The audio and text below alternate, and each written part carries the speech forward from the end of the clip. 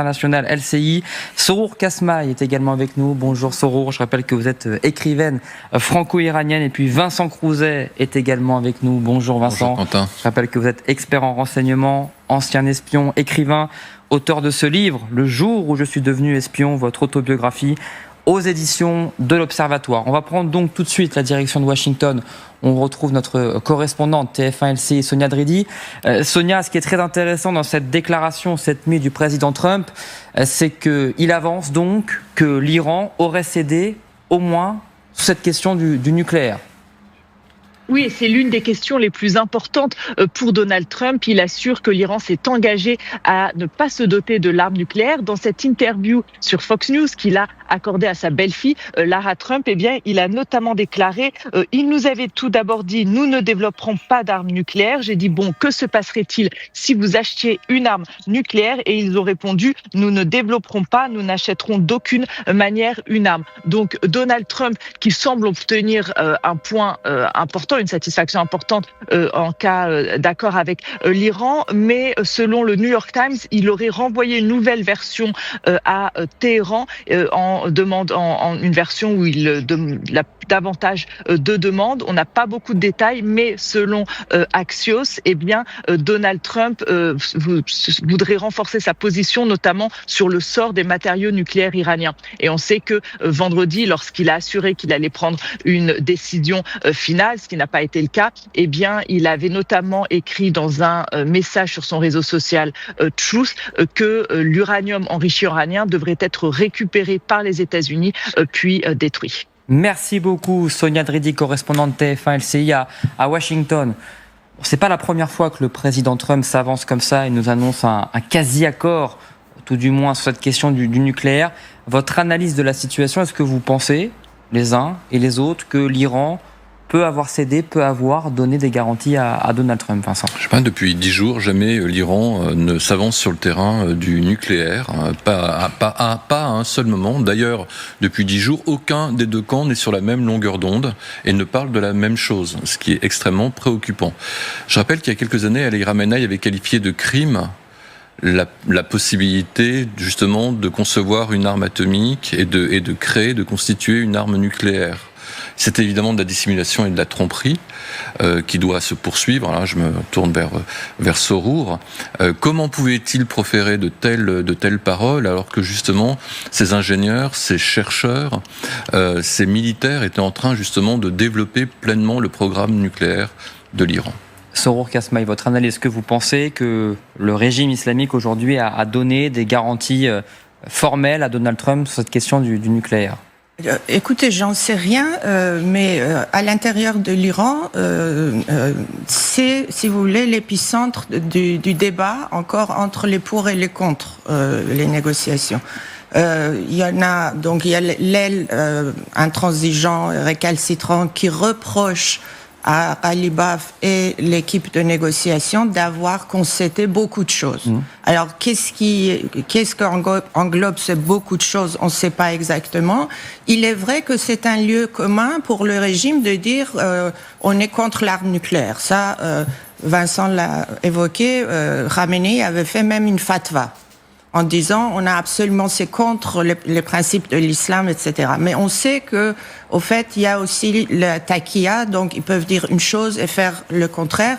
Et la question, c'est si il n'y avait pas besoin d'armes nucléaires, pourquoi on a continué à enrichir l'uranium jusqu'à 60%, qui est plus près de 90%, qui est au fait la condition nécessaire pour créer une arme nucléaire.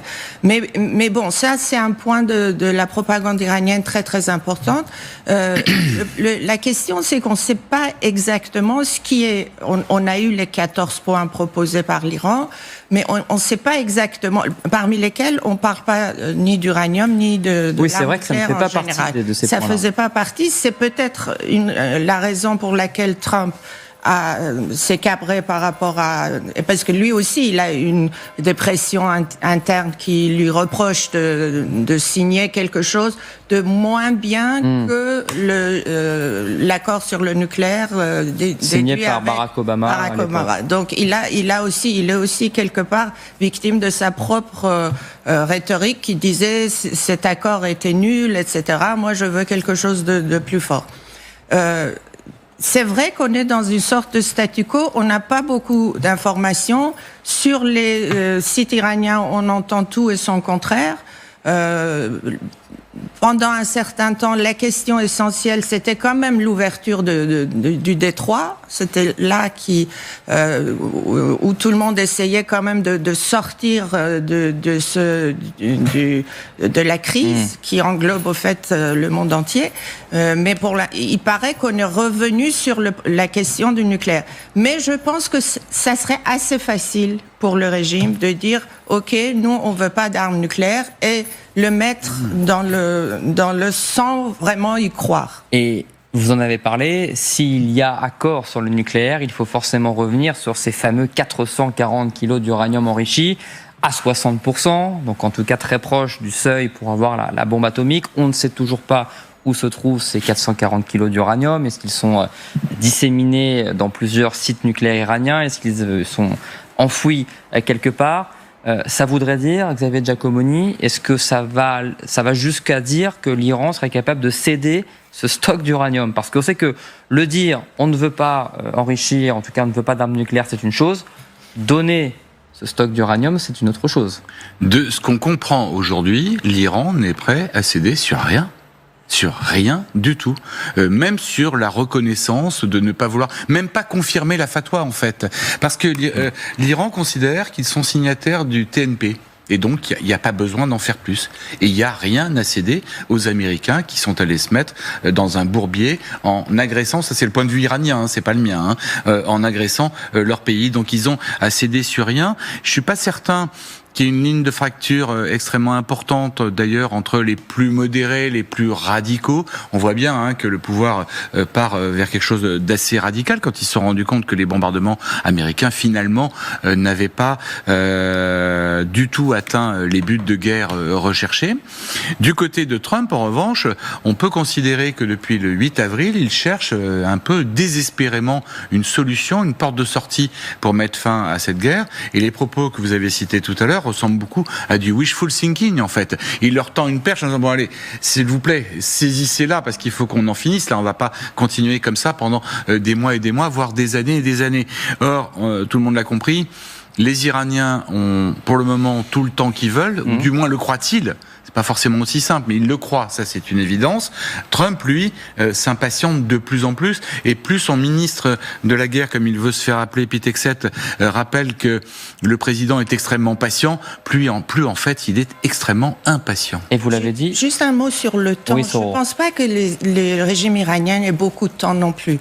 Je pense que tout le monde dit cela, qu'il dispose de tout le temps, parce qu'au fait, c'est la posture qu'il présente. Mais au fait, sur le front intérieur, ils sont très très fébriles parce que à cause de l'économie, ils ont très peur, ils craignent la montée des protestations encore parce que la situation économique et post-traumatique de la population est vraiment catastrophique. Donc, ils disposent pas, mais c'est leur posture. C'est pour ça qu'ils s'arc-boutent notamment sur les 12 milliards pour avoir une petite soupape pour pouvoir respirer un tout petit peu. Mais en revanche, vous avez raison, mais qui fait des propositions combien de fois par jour? Combien de papiers, de scoops d'Axios on a par jour? 2, 3, 4, 5 certains jours pour tendre des perches à l'adversaire. On n'a jamais ça du côté iranien. C'est vrai. Et pourtant, il y a aussi des fuites organisées, ça fonctionne quand même aussi dans la propagande. Effectivement, on sait que la presse iranienne est très proche des dernières révolutions et que souvent il y a des informations qui filtrent. Vous avez parlé de perche, Xavier Giacomoni. Eh bien, peut-être que les Iraniens l'ont saisi ou non, parce que Mohamed Ghalibaf, qui est censé être le négociateur en chef côté iranien, eh bien, en quelque sorte répondu il y a quelques heures à Donald Trump. Et visiblement, on est encore loin d'un accord. Écoutez Mohamed Ghalibaf, le président du Parlement iranien. Dans ce sens, comme je l'ai dit à de nombreuses reprises, les soldats du champ de bataille n'ont aucune confiance dans les paroles et les promesses de l'ennemi.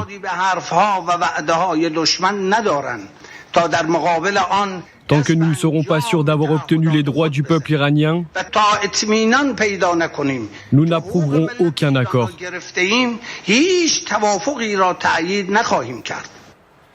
Vincent Crouzet, on peut quand même parler d'un démenti quasiment formel de la part de Mohamed Khalibaf. Oui, alors que Khalibaf apparaîtrait comme l'un des modérés mais on va le prendre au pied de la lettre. Ok, qui donne des garanties en ce qui concerne les droits du peuple iranien, très bien, mais qu'il le fasse vraiment et qu'on parle vraiment du peuple iranien qui a toujours été mis à l'écart justement de ces négociations et du protocole d'accord et du mémorandum qui serait en cours de négociation. Donc il y a un espèce de jeu au-delà de la dissimulation, de désinformation, je pense, des Iraniens en ce qui concerne la position des uns et des autres, présentant Khalibaf comme un modéré, Vahidi évidemment comme un sanguinaire. Je pense que ils jouent très bien de ça, et les uns et les autres, pour troubler le jeu et pour mentir aux Américains. Les Américains apparemment ne sont plus très bien équipés justement pour répliquer ou pour comprendre justement toute la complexité du pouvoir iranien. D'ailleurs, qui aujourd'hui est en charge ? Mais oui. Qui est en charge de la question iranienne à Washington ? C'est une grande partie du problème. Pourquoi Donald Trump aujourd'hui ne dit pas clairement avec qui il négocie ? Parce qu'il n'a donné aucun nom. Souvent il dit oui, celui avec qui je discute, c'est vraiment le plus sensé, le plus honnête. Il ne dit jamais un nom. On ne sait pas vraiment si avec qui il négocie et qui négocie pour lui aussi. On ne sait pas. Ça non plus, on ne sait pas. Et c'est un énorme problème. On a l'impression qu'ils sont encore là, mais on ne sait pas trop ce qu'ils font en fait. Qu'est-ce que ça dit, cette opacité autour de ces négociations, très honnêtement ? Ça veut dire que ça avance ? Ça veut dire que justement on fait tout ? Ça veut dire que c'est tellement complexe. Et les Américains se sont rendus compte qu'ils étaient tombés dans une sorte de piège. On a été beaucoup à le dire dès le déclenchement de la guerre le 28 février, que maintenant c'est l'opacité totale, à part Donald Trump, qui en fait nous fait un peu le magicien tous les jours pour nous vendre un accord qui en fait n'existe pas. Et à chaque fois, moi j'ai posé la question, à chaque fois qu'on a eu ça, alors ça revient 2-3 fois par semaine, on discute sur ce plateau en disant oui, alors voilà la proposition américaine. Et à chaque fois je dis mais attendez, oui, mais les Iraniens disent quoi ? Et on n'a jamais de réelle réponse de la part des Iraniens. Et moi, je suis tout à fait d'accord avec Vincent. Entre Khalibaf et Vahidi, qui sont censés être vraiment les deux opposés du spectre, finalement, ils sont certainement beaucoup plus proches que certains au sein de l'administration américaine. Oui, parce que même la tendance Vahidi et les gardiens de la révolution très très durs, parce que Khalibaf est aussi un dur du régime. Ancien gardien de la révolution lui-même, ancien dirigeant. Ancien commandant, et même son rôle pendant la guerre des 12 jours au mois de juin, quand une première partie des commandants ont été décapités, c'est Khalibaf qui a pris les choses en main, et même la gestion des opérations. Mais ce que je voulais dire, c'est que même du côté de Vahidi, Zolradr et donc le Conseil national de la sécurité, le fait d'accepter de négocier est là. Donc, au début, ils disaient non, on a gagné la guerre, parce que la rhétorique du régime, c'est que comme ils n'ont pas, à proprement parler, perdu, donc ils ont gagné. Ils vendent comme ça. Le Hezbollah face à Israël en 2006. On a tenu le coup, donc on est très fort, et donc il ne faut pas négocier. Or, sur le terrain intérieur, ils voient bien qu'ils sont au bord du gouffre. Ça, on en parle moins à l'extérieur, parce qu'on a peu de données, mais là, avec la réouverture d'Internet, on voit des témoignages, et c'est absolument inimaginable, l'état de la société, de la vie quotidienne, etc. Donc, ils sont absolument obligés aussi d'avancer, et je pense que sur le principe de négocier, ils sont d'accord. Qu'est-ce qu'il faut encore donner pour arriver à un accord ? C'est là que ça grince. C'est là qu'il y en a qui disent il faut absolument pas parler pour le moment du nucléaire. Il faut le laisser pour les 60 jours, après les 60 jours. Parce que là, dans ce protocole d'accord, on parle de 60 jours de cessez-le-feu encore. Pendant lesquels on commence de prolongation.